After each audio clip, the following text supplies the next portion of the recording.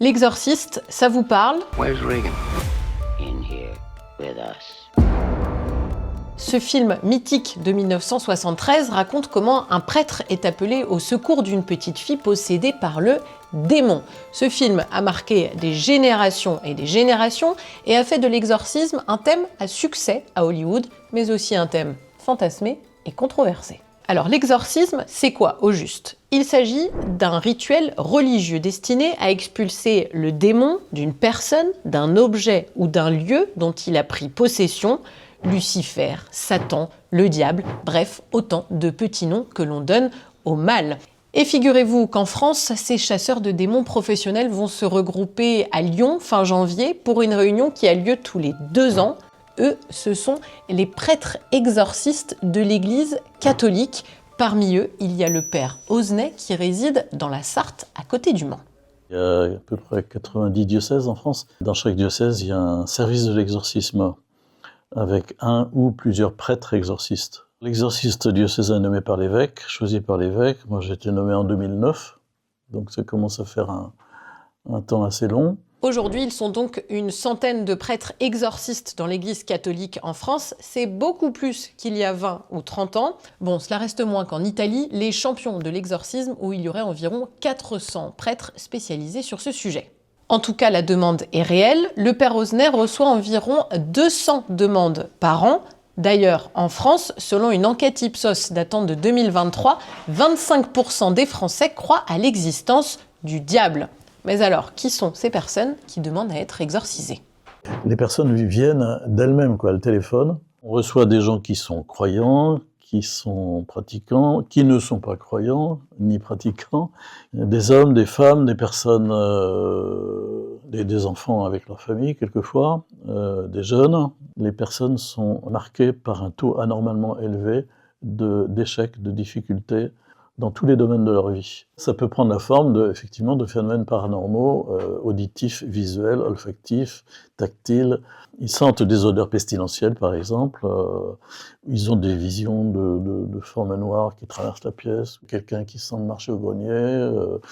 Il y a des trucs qui tombent tout seuls. Il y a des ampoules qui claquent. La majorité des personnes qu'il reçoit est adepte de pratiques comme le magnétisme, le spiritisme ou sont sujettes à des addictions. Imaginez quelqu'un, par exemple, qui fait une séance de spiritisme lorsqu'il est adolescent avec ses copains. Ils sont amusés pendant plusieurs soirées à appeler les esprits.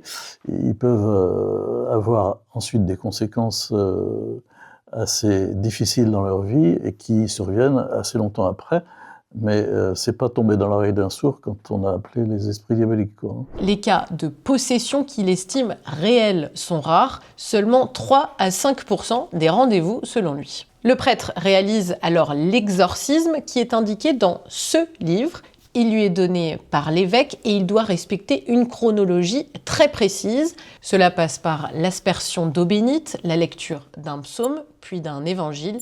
Arrive enfin la prière d'exorcisme à proprement parler. On va imposer les mains sur la personne pour appeler l'Esprit Saint.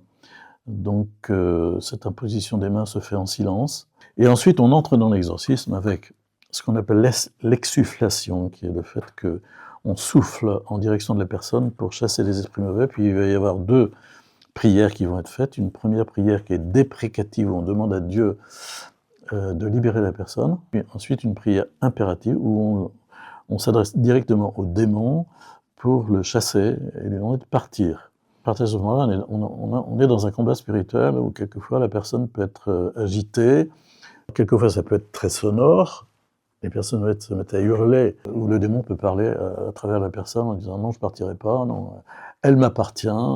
Et donc, au bout d'un certain temps, on est tous un peu fatigués parce que ça peut durer 1 heure, 1 heure et demie, 2 heures maximum. Pendant cet exorcisme, le prêtre est entouré d'autres personnes, il peut même y avoir des laïcs. Et si certains cas relèvent de la sphère médicale, le prêtre dit ne pas hésiter. On va jusqu'à dire à la personne, ça vous devriez regarder ça avec un psychologue par exemple, ou avec un psychiatre. On l'interroge sur le fait, est-ce qu'elle a déjà demandé un service médicale auprès d'un psychologue, d'un psychiatre, est-ce qu'elle est suivie? Est-ce qu'elle prend ses médicaments si elle a une médication? Il faut ne pas monter sur les plates-bandes les uns des autres, respecter chaque plan qui est différent, quoi. Ici, au niveau du service de l'exorcisme, on n'est pas au niveau thérapeutique, on est au niveau d'un service spirituel, gratuit. Donc quand les gens veulent faire une offrande, on leur dit non, on ne prend pas, on ne reçoit rien parce qu'on tient à ce que ça reste gratuit pour se démarquer de tout ce qu'il peut y avoir sur le terrain qui exploite la souffrance humaine. Voilà, qu'on y croit ou non, on est quand même assez loin de ça. Il faut savoir que ces prêtres acquièrent leurs connaissances essentiellement sur le terrain, la formation initiale est limitée à quelques jours.